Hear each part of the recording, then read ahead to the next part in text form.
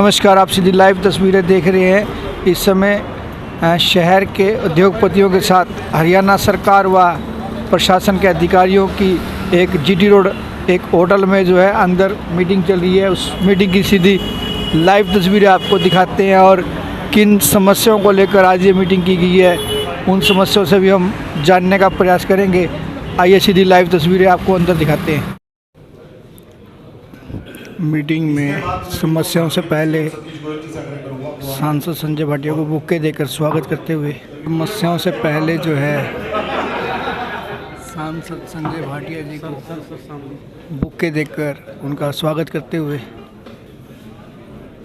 मैं सुनील तुली जी से industrial area से और सुभाष अनिल जी से आग्रह करूंगा। अब मैं विजय छाबड़ा जी को और रविंद्र जैन जी से आग्रह करूंगा, वो आए।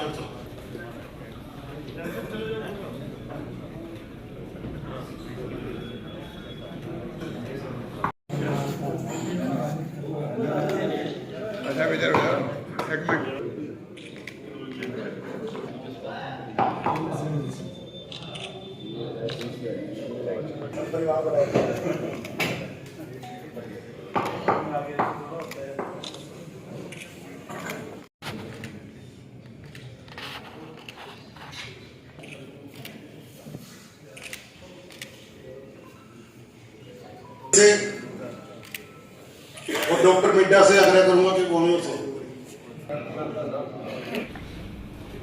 अभी जैसे हम लोगों का एक नारा है या भारत सरकार का एक नारा था, हमारे मोदी जी का एक सपना था मेक इन इंडिया, ऐसे ही कुछ सपना हमारे माननीय मुख्यमंत्री श्री मनोहर लाल जी ने एक नारा दिया था, हरियाणा एक हरियाणवी एक। तो सर, जब हरियाणा एक और हरियाणवी एक, तो थोड़ा सा मैं अपने शब्दों में थोड़ा सा शायद कटुता लाऊंगा, उसके लिए मैं पहले आपसे माफी मांगता हूँ। जब हरियाणा एक और हरियाणवी एक, तो हरियाणा के अंदर भेदभाव क्यों किया जा रहा है? अभी हमें एनसीआर का कहा जाता है, आप एनसीआर के अंदर हो, कभी कहा जाता है एनसीआर से बाहर हो। अभी एनसीआर और एनसीआर के अंदर और बाहर के अंदर इतना फर्क है साहब कि अगर हम 100 किलोमीटर के अंदर आते हैं तो हमें अपनी इंडस्ट्री चलाने के लिए हर तीसरे साल एक नई लड़ाई लड़नी पड़ती है। हर तीसरे साल हमारा फ्यूल चेंज हो जाता है। हमें ये नहीं पता चल रहा कि हम अपनी इंडस्ट्री को किस तरीके से चलाएं। आज से 10 साल पहले हम लोग सिंपल कोयले में चला रहे थे। 10 साल के कुछ समय बाद ये आया कि आप पेट्रोल पे चलाइए जो रिफाइनरी देगी। हम लोगों ने अपनी जो बॉयलर की सारी कंस्ट्रक्शन थी, जिसके ऊपर एक बार अगर हम उसको रेनोवेट करते हैं तो कम से कम 40 से 50 लाख रुपये खर्चा होता है। और कोई भी इंडस्ट्री जो पानीपत की है, जब उसके लिए भी लेती है तो मिनिमम 5 से 10 साल का पीरियड देती है। अभी हमारा वो लोन कंप्लीट भी नहीं होता, हमारे को 3 साल के बाद अगला प्रोग्राम मिल जाता है कि आपने इंडोनेशिया कोल जलाना है या इंग्लैंड ऑस्ट्रेलियन कोल जलाना है। अभी हम धीरे धीरे उस पर आए, तो अभी हमें एक नई चीज़ दे दी गई पिछले 1-1.5 साल से, और जो बड़ी जोर शोर से शायद आपकी निगाह में भी है, आपने आवाज़ भी उठाई थी उसके लिए कि आप गैस पे जाइए या बायोमास पे जाइए। अभी बायोमास की क्या परिभाषा है वो हम लोगों को नहीं पता, क्योंकि बायोमास कोई तो कह देता है कि लकड़ी को ले लो, कोई कहता है हंस को ले लो, कोई कह रहा है कि लकड़ी के छोटे टुकड़े को लो, वेस्ट ऑफ वुडन को लो। तो मेरा हरियाणा सरकार से और भारत सरकार से आपके माध्यम से सबसे पहला और बेसिक मुद्दा यही है कि जब हरियाणा एक और हरियाणवी एक, तो पूरे हरियाणा के लिए कम से कम एक पॉलिसी होनी चाहिए, वो एनसीआर के लिए अलग और एनसीआर से बाहर अलग नहीं होनी चाहिए। आज अगर कोई भी इंडस्ट्री पानीपत में लगती है वो सर्वाइव करनी मुश्किल है। अगर वही इंडस्ट्री रोहतक में लग जाती है, हिसार या सिरसा साइड लग जाती है, तो उनकी कॉस्ट हमारी प्रोडक्ट से 5 से 7 रुपये कम आती है, जबकि इंडस्ट्री में इतना मार्जिन नहीं है।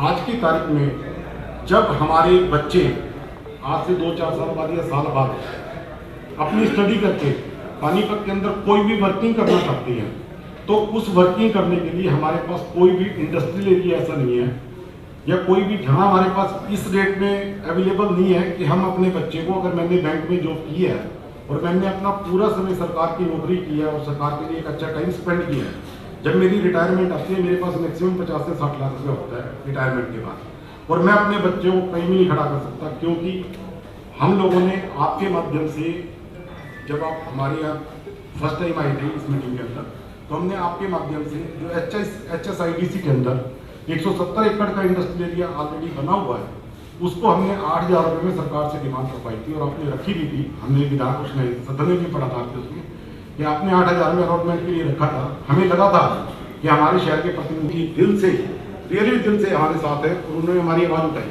और जो हमें सुनी, मोबाइल पे भी सुनी, टीवी में भी देखी, एक बहुत अच्छी चीज़ लगी। लेकिन पता नहीं क्यों सरकार तब इंडस्ट्री की ग्रोथ को ना देखते हुए व्यापारी ग्रोथ बन गई या प्रॉपर्टी डीलर बन गए। उन्होंने 8,000 का रेट पोर्टल पे बोल दिया कि अब आप जो है ना बिट लगेगी, बिट के अंदर आप अपना जो है ना प्लॉट भरो। जिस इंडस्ट्रियल एरिया की पानीपत को जरूरत है, जो इंडस्ट्रियल एरिया पिछले 10 साल से पानीपत के लिए कटा हुआ है और वो किसी तरीके से नहीं चल रहा था, जब व्यापारियों की आवाज़ वहाँ तक गई तो सरकार ने उसको व्यापार बना दिया। तो मेरा आपके माध्यम से एक बार फिर ये कहना है कि इंडस्ट्री की कोई भी जगह उसकी ओपन बोली नहीं होनी चाहिए, उसके लिए सरकार को फिक्स रेट देना चाहिए। और जो हमारे पानीपत के निवासी हैं या जो आस पड़ोस के गाँव से निवासी हैं, वो जब अपने बच्चों को किसी इंडस्ट्री में लाना चाहती है या सरकार का मेक इन इंडिया जो एक सपना है हमारे माननीय नरेंद्र मोदी जी का, वो हम सब मिलकर पूरा करेंगे। वो जब पूरा होगा जब हमारी बेसिक वैल्यू जो लैंड की वैल्यू है वो कम होगी। अगर हम लैंड की वैल्यू 20,000 25,000 रुपये गज लेते हैं और 1,000 गज की इंडस्ट्री लेते हैं तो सर हमारे तो सारे पैसे नहीं चले जाते हैं। उसके बाद तो बैंक में ही रह जाते हैं। लास्ट में क्या होता है, सारी जिंदगी निकल जाती है, पता लगता है अपने पास कुछ भी नहीं था। मेरे सर मेन स्टार्टिंग के 2 मुद्दे यही थे। अब मैं खंडेलवाल जी से एक बार आग्रह करूँगा कि वो आएँ और कुछ हमने विचार विमर्श के लिए कुछ मुद्दे रखे हैं। धन्यवाद गणेश जी। माननीय सांसद मैं सबसे पहले तो वैसे तो जो है भाटिया साहब को सब पता है कि भाई चैम्बर कहाँ और कैसे शुरू हुआ। सबसे प्रथम 1957 में चैम्बर की नींव रखी गई। आज चैम्बर की हमारी 8 शाखाएं हैं, पानीपत, करनाल, कैथल, कुरुक्षेत्र, अम्बाला, पंचकुला, चंडीगढ़। ये 8 शाखाओं के ऊपर एक हमारा स्टेट प्रेसिडेंट है। ये एक स्टेट बॉडी है, ना कि पानीपत की कोई एक ऐसी संस्था नहीं है जो और संस्थाओं से जुड़ी हुई हो। मगर हाँ, इस संस्था में हमेशा से एक रहा है कि हमने अदर संस्थाओं को अपने साथ जोड़कर उनके साथ तालमेल बनाकर अच्छा जब मैटर्स आगे खड़ा होता है तो सर मैं आपका ध्यान आकर्षित कराना चाहता हूँ कि आज के टाइम में व्यापारी की जितनी पूंजी नहीं है उससे ज़्यादा कहीं उसको सिक्योरिटी जमा करनी पड़ती है। आज व्यापार करना कोई मतलब इसके लिए कोई मामूली बात नहीं रह गई। आज देखा जाए तो हरियाणा में तरक्की बहुत हुई है, मगर उस तरक्की के साथ साथ सरकार का भी हम जब अप्रोच करते हैं, उस अप्रोच के अंदर हमारा ध्येय ये होता है कि अधिक से अधिक व्यापारी को लाभ मिले। अगर व्यापारी को लाभ मिलेगा तो रेवेन्यू और आएगा। आज हरियाणा नंबर 1 अगर कहलाता है तो उसके पीछे कोई ना कोई कारण। देखा जाए तो पिछले कई सालों से इंडस्ट्रियां जिस ढंग से पानीपत में ग्रोथ की, आज कहीं किसी लेवल में पानीपत ने चाइना तक को पीछे छोड़ा। ये सब बातें आपके ध्यान में हैं, मगर उन सब बातों के नतीजे जो प्रॉपर जमीन से लगकर आने चाहिए उसमें थोड़ी सी कहीं व्यवधा है। के एवज में लोगों को जो फायदे मिलने चाहिए थे वो फायदे लोगों को पानीपत वालों को नहीं मिल पाए। आज पानीपत को देखा जाए तो टेक्सटाइल अगर इतना बड़ा होने के बावजूद आज शहर में कोई भी ग्राउंड ऐसा नहीं है जिसमें टेक्सटाइल एग्जीबिशन लग सके। टेस्टिंग की बात आती है, टेस्टिंग के मामले में गवर्नमेंट की तरफ से आज तक कोई भी ऐसा प्रोविजन नहीं किया गया कि जिससे लेबोरेटरी टेस्टिंग पानीपत के अंदर हो सके। छोटे से छोटा व्यापारी या तो दिल्ली भागता है या नोएडा भागता है, ज्यादातर लाखों रुपए खर्च करके। सर मैं आपका ध्यान दिलाना चाहता हूँ कि 2010 के अंदर एक डेलीगेशन हम लोग लेके गए छोटी सी जगह हनोई, जो कि वियतनाम में है। हम 30 आदमी का डेलीगेशन था। वहां हमारी मिनिस्ट्री टू मिनिस्ट्री तक बात थी। उस समय पंकज कपूर स्टेट प्रेसिडेंट, 30 आदमियों का एक डेलीगेशन वहां जाना और 6 दिन तक हम लोगों ने जो इंडस्ट्री की वहां पोजीशन देखी, एक छोटी सी कंट्री होने के बावजूद भी मगर गवर्नमेंट की जो सुविधाएं वहां मिली हुई थी, लेबर बड़ी खुश है, हर आदमी खुशी था। एक छोटी सी जगह हनोई होने के बाद 4 करोड़ रुपए रोज का इंडिया के लिए मोबाइल सप्लाई करता है। सोचने वाली बात है, बहुत छोटी सी कंट्री। पानीपत उसके हिस्से में 4 हिस्से में बढ़ जाएगा। तो ये जो चीजें हैं, देश विदेश में हम लोग एक एग्जीबिशनों में जाते हैं, लाखों रुपए खर्च करते हैं, मगर सरकार की तरफ से कोई सब्सिडी नहीं है, स्टेट गवर्नमेंट की तरफ से कोई सब्सिडी नहीं है। एमएसएमई की बात आके खड़ी होती है। एमएसएमई की जो सुविधाएं हैं वो मुझे नहीं मालूम, या तो करनाल तक बंद है, मगर पानीपत जमीन से लगी हुई कोई भी सुविधा पानीपत में नहीं है। आज जो सुविधाएं आज जो इंडस्ट्री के लिए होना चाहिए बहुत कुछ है, मगर ये चैम्बर की तरफ से हमेशा आवाज उठती रहती है। क्या क्या प्रॉब्लम व्यापारियों की आती है, क्यों कि कोई भी व्यापारी अकेला नहीं लड़ सकता, उसके लिए कोई ना कोई संस्था कहीं ना कहीं कुछ ना कुछ चाहिए। आज देखा जाए तो पानीपत की जो लड़ाई है अपने आप में, व्यापारी की जो लड़ाई है आज टैक्सेशन को लेके, जगह को लेके, क्योंकि यहाँ इंडस्ट्री का फैलाव बहुत बड़ा है। मैं साहब आपका ध्यान एक आकर्षित कराना चाहता हूँ कि पानीपत जैसी जगह के अंदर जहाँ रिसाइकलिंग धागा बनता है, आज इटली के अंदर रिसाइकलिंग से बना हुआ कोई भी मटेरियल अगर दुकानदार सेल करता है तो उसको सब्सिडी मिलती है। पानीपत में कोई सब्सिडी नहीं। मैं आकर्षित करना चाहता हूँ, छोटी सी बात करूंगा क्योंकि मुझे पता है कि आपके टाइम की व्यवस्था है। जो आपका इलाका है लोकसभा का, उसमें ये कुराड़ का एरिया है, जो कुराड़ फ्री जोन एरिया था उसको खत्म कर दिया गया है। उसमें क्या है कि एक बैकवर्ड जोन सोनली है, एक बैकवर्ड जोन था अपना बापुल्ली को बैकवर्ड जोन खत्म कर दिया गया, सोनली को बैकवर्ड जोन रख दिया गया। हमारा सब व्यापारियों का ये मानना है कि ऐसा भेदभाव क्यों हुआ कि बापुल्ली को तो बैकवर्ड जोन खत्म कर दिया और सोनली को बैकवर्ड जोन रख दिया। और दूसरी बात ये है कि जब वहाँ पे फ्री जोन एरिया था और आपको ये पता है कि हमारे बच्चों के लिए जमीन नहीं है, इंडस्ट्री हम व्यापारी लोग लगा रहे हैं और वहाँ पे हम आपको रेवेन्यू दे रहे हैं, जीएसटी दे रहे हैं, टैक्स दे रहे हैं, इंडस्ट्री लग रही है, तो उसको फ्री जोन कैंसिल करने का भी क्या मतलब था। उधर कुराड़ एरिया हुआ, उधर इसाना है, मरोटा है, बाकी सब एरिया बाकी है, सिर्फ ये उधर भेदभाव किया गया, वो भी आपका एरिया है, उधर भी आपका एरिया है। हमारा मानना ये है कि भाई ये जो बापोली जो बैकवर्ड जोन खत्म किया गया, इसको दोबारा से बैकवर्ड जोन में डलवाया जाए। और बैकवर्ड जोन में डलने से हमारे को क्या बेनिफिट होगा कि सेल को लेना पड़ेगा, परंतु हाई प्रोडक्शन जोन, ये पानीपत जो है हाई प्रोडक्शन जोन में है, उसके तहत में, क्योंकि उसके एड में लगता था बापोली, उसको भी हाई प्रोडक्शन जोन में डाल दिया गया। तो हमारा मानना है कि जैसे सोनली बैकवर्ड जोन में होते हुए लो प्रोडक्शन जोन में है, उसको भी लो प्रोडक्शन में डाल दिया जाए ताकि इंडस्ट्री का हमें सेल मिल जाए और हम अपनी इंडस्ट्री को लगा लें। अब हाई प्रोडक्शन जोन में क्या है कि वहाँ इंडस्ट्री का सेल नहीं मिलता, वहाँ गैरेज का, वेयर हाउस का, गोदाम का मिलता है। तो वेयर हाउस में, गोदाम में व्यापारी क्या करेगा। जिन लोग व्यापारियों ने वहाँ प्लाट दे रखे हैं, जमीन दे रखी है, अपने बच्चों के लिए फ्यूचर दे रखा है, तो वो सारा कुएं में पानी गया। तो इसलिए हमारा संसद महोदय से, पूरे हरियाणा चैम्बर ऑफ कॉमर्स की तरफ से, पूरे पानीपत के व्यापारियों का आपसे हाथ जोड़कर निवेदन है कि ये बापोली ब्लॉक को ये मरना इसमें डार्क जोन में क्या अपना हाई लो प्रोडक्शन जोन में करवाया जाए। बहुत बहुत मेहरबानी। से सीना ऊपर होता है कि पानीपत का नाम हिंदुस्तान में नहीं पूरी दुनिया में है।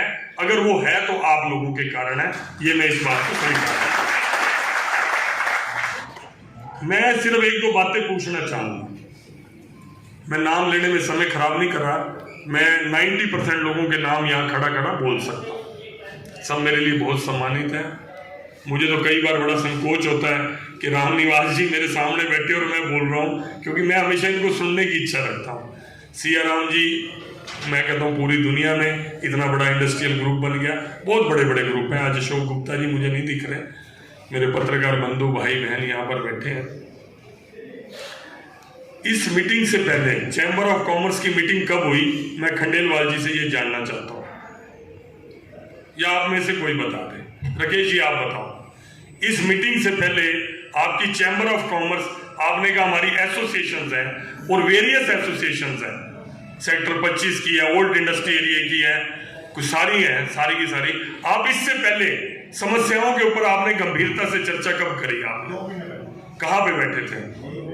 यहीं बैठे थे, इस तरह गेट टुगेदर था, समस्याओं की बात हुई, उसके मिनट्स आपके होंगे 100% मीटिंग, उसके मिनट, उस मिनट्स में जितनी समस्याएं उठाई गई, आपने किस जनप्रतिनिधि को उसके लिए आपने कहा कि ये हमारी समस्याएं हैं, आप इसका निराकरण करो? 2 महीने पहले वाली मीटिंग के मिनट्स हम बताओ, वहीं से बता दो, कोई यहाँ नहीं बताओ। लास्ट टाइम रोड की समस्या के लिए बातचीत आई, मैं उसका पूरी ड्राफ्टिंग करने के बाद पेपर से लेके भाई साहब के पास 2 महीने पहले जो मीटिंग हुई, जितनी भी जो समस्या आई, सारी की सारी समस्या जो डिपार्टमेंट से संबंधित थी, वो सारी आपने दी? नहीं, मैंने जिनसे संबंधित थी, रिलेटेड, जिससे रिलेटेड थी, नहीं, डिपार्टमेंट्स में दी, मतलब आपने कभी किसी जनप्रतिनिधि को नहीं दी? तो ठीक है, बैठिए, कोई बात, मैं यही जानना चाहता था। आप पहली बार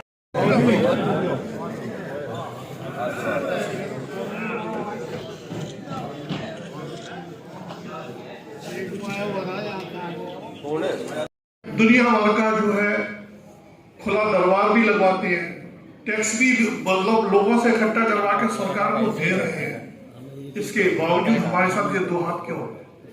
पानी का बिल कोई भेज रहा है, पैसा वसूल कोई कर रहा है, सड़कें टूटी पड़ी हुई है तो नगर निगम कौन देखेगा? नगर निगम का टेंडर नहीं लगा। मैं आज इस मंच से कहना चाहता हूँ कि ऐसी व्यवस्था क्यों है? कम से कम या तो इन तीनों चारों पांचों सेक्टरों को HIDC को एक को हवाले कर दिया जाए, चाहे पानी का बिल हो चाहे किसी का बिल हो, तो कम से कम आदमी एक ऑफिस में तो जाए। कम से कम उस आदमी को 4 ऑफिस के चक्कर तो नहीं लगाने पड़ेंगे। आज हरियाणा चैंबर ऑफ कॉमर्स इस बात के लिए HIDC की जब भी DLC की मीटिंग होती है, हम हमेशा एक क्वेश्चन उठाते हैं। आज लाइट की व्यवस्था नहीं है, आज रोड टूटी हुई पड़ी हुई है, कभी किसी का पैच वर्क लग जाता है ना, तो ये पता लगता है कि उस पैच वर्क पर कितना पैसा इन्वेस्टमेंट हो रहा है।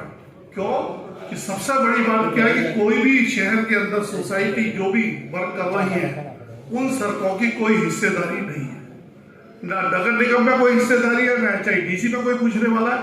जो आदमी जब आता है, जब सड़क को तोड़ देता है, जो आता है बना जाता है। मैं आज यहाँ इस मंच से खुला कहता हूँ कि ये जो ऐसी चीजें हैं, अगर सोसाइटियां बनी हुई है, आज चाहे वो RW बनी हो, चाहे सेक्टर की सोसाइटी हो, जो भी प्रधान अगर बने हुए हैं, कम से कम प्रधान की जानकारी से ये बात जरूर निकलनी चाहिए कि भाई हो क्या रहा है। सर डिमांड बहुत है, मजबूरी बहुत है, हम लोग बड़ी मजबूरियों से गुजर रहे हैं। आज हम घर से निकल कर आते हैं, मॉडल टाउन से 25 पार्ट 2 के आने के लिए 1.5 से 2 घंटा लगता है ट्रैफिक की प्रॉब्लम। जहां देखो गड्ढे, जो आदमी देखो उल्टी में आ रहा है, ट्रैफिक पुलिस भी खूब लगी हुई है, प्रशासन की तरफ से कोई कमी नहीं है, मगर संचालन की कमी है।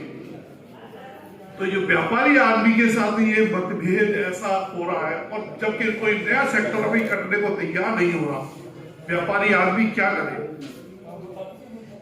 मैं आज इस मंच से, मेरे साथ दोनों विधायक हैं, भाई साहब भी हैं, जो दिल्ली की समस्या है या जो चंडीगढ़ से समस्या सॉल्व होगी उनको चंडीगढ़ से सॉल्व किया जाए, मगर जो लोकल लेवल की समस्या है, कम से कम इन 4 ऑफिसों को, 3 ऑफिसों को एक हिस्से में बांट दिया जाए, तो कम से कम आदमी एक बारिश तो कहलाए कि भाई मुझे फलानी जगह ही जाके बात करनी है।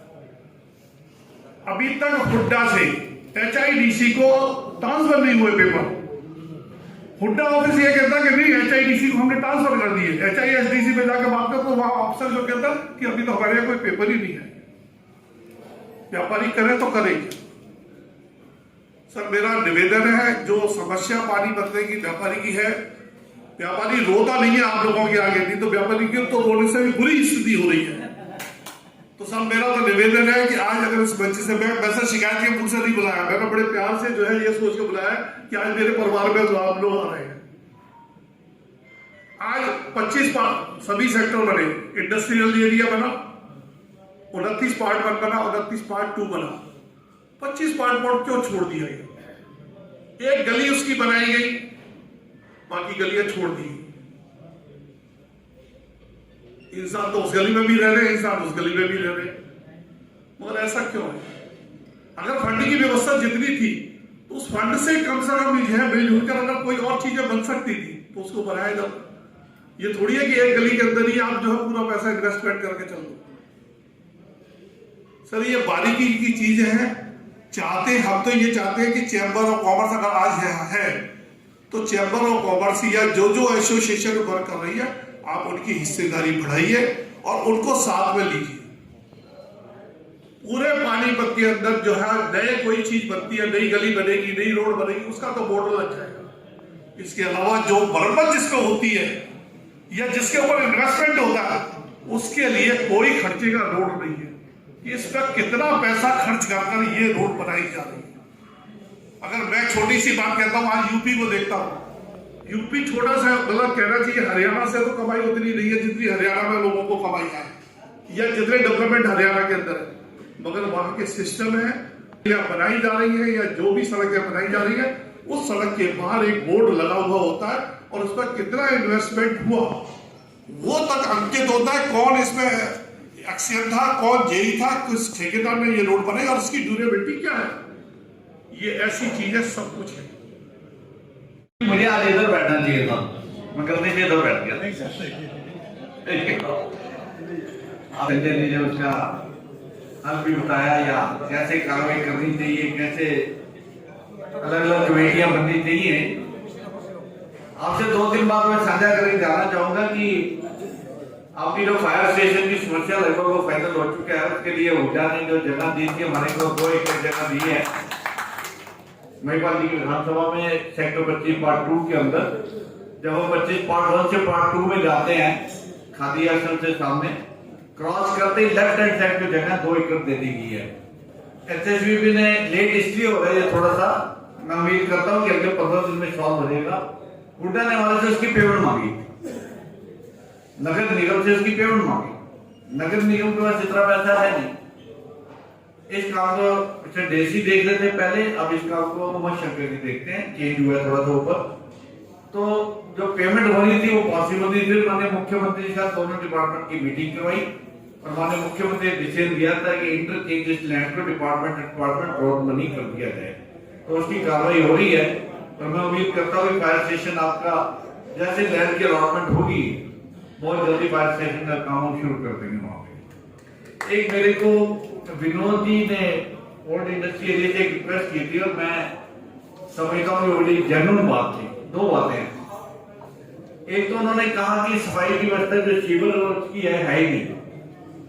जब हमने क्या किया, मैंने महिपाल जी से भी बात की इसके बारे में, बड़ा सरप्राइजिंगली कि एचएसएनडीसी के पास कोई मशीनरी नहीं है सीवर्स को साफ करने की।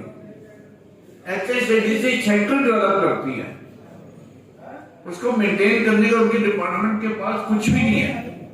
अगर सीवर वगैरह की सफाई होनी है तो वो निगम के पास है। तो हमने ये प्रपोजल बना के भेजी है इसको कि इसका सोल्यूशन किया जाए। या तो उनके पास इक्विपमेंट होने की और या ये हैंड ओवर जो है निगम को कर दिया जाए। जो ओल्ड इंडस्ट्री एरिया है ये वापस नगर निगम को हैंड ओवर कर दिया जाए। ऐसी मैंने मूवमेंट चलाई है, देखते हैं कितनी जल्दी इसका काम होता है। जो हमारे 3 फ्लाईओवर्स है, मैंने आपसे प्रॉमिस किया था, वो तीनों माननीय मुख्यमंत्री ने सीएम अनाउंसमेंट में डाल दिए और बहुत जल्दी उसका उद्घाटन वो करेंगे।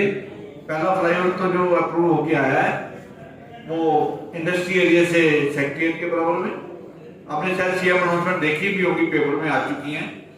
दूसरा फ्लाईओवर जो है भाना रोड को डबल कर देगा और तीसरा फ्लाईओवर जो है ये जो सन रोड का नाका है उसके ऊपर ट्रैफिक बहुत बढ़ चुका है रिफाइनरी का, तो उसके ऊपर एक फ्लाईओवर आ रहा है। ये काम था।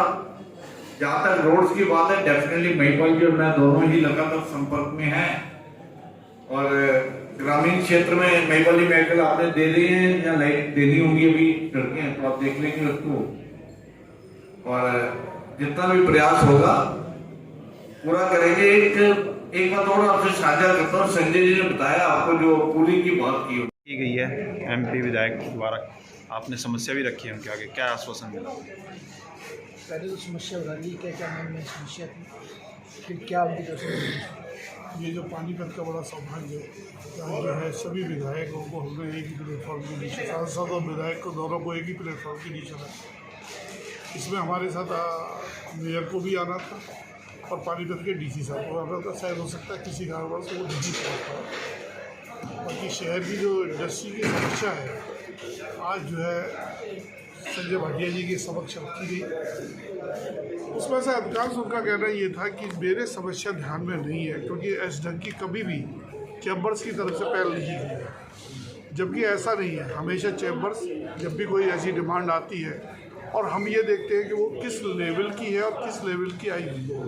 अगर वो प्रशासनिक सांसद तक की है तो हमने संसद तक पहुंचाई गई है, अगर वो जो है विधायक की है तो विधायक तक पहुंचाई गई है। समय समय पर हम अपनी मांगों को लेकर विधायक साहब से भी मिले हैं। आज शहर के अंदर बिजली की समस्या है, चाहे सड़क की समस्या है, चाहे इंडस्ट्री की कोई भी समस्या है, हमने हमेशा टाइम टू टाइम हमेशा रखी है और उसमें हमेशा हमें सरकार की तरफ से भी कोऑपरेशन मिला है। 2016 के अंदर जिस समय टेक्सटाइल पॉलिसी बनाई गई, हरियाणा चैम्बर ऑफ कॉमर्स को पहली बार ही शामिल किया गया और आज देखते देखते कई जगह ऐसी है कि जहां पर हरियाणा चैम्बर ऑफ कॉमर्स को ही शामिल किया जाता है, क्योंकि हम व्यापारी की निष्पक्ष समस्याओं को उठाते हैं। एक व्यापारी अपनी समस्या को लेकर नहीं जा सकता, जब जन समूह की समस्या होती है तो उसके लिए हम अपना प्रयास हैं। आज सांसद जी ने बिल्कुल सिरे से नकार दिया कि मेरे कार्यकाल में जब से वो एमपी बने हैं तब से अब तक आप सिर्फ उनके पास एक ही बार गए हैं शिकायत लेके, वो भी एक आपने प्लॉट के लिए, चैम्बर्स के लिए मांगा था।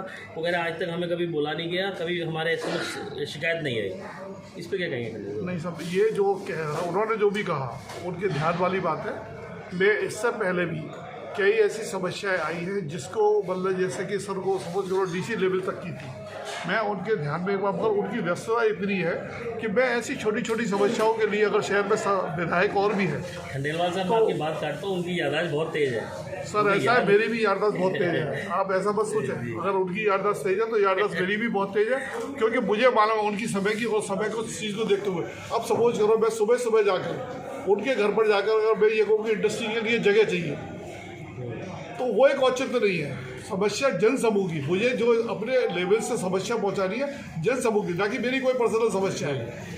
आज जीएसटी ऑफिस से संबंधित समस्या अगर मैं उनके पास लेके पहुंचूंगा तो वो जीएसटी डिपार्टमेंट की समस्या है। मैं उसके ऊपर अधिकारी, वो अधिकारी नहीं सुने मेरी बात को, तब मैं उसके पास पहुंचूँ। मैं आज डीएलसी की हमारी मीटिंग होती है, जो डीसी साहब लेते हैं, हम जो भी समस्या होती है वहाँ जाकर रखते हैं। अगर उसके ऊपर कार्रवाई नहीं होती, हमें छोटा सा एक गड्ढा हो गया, उस गड्ढे के लिए सुबह मतलब उनके पास पहुंचूं कि सब मेरे घर के बगली के बाहर गड्ढा हो गया।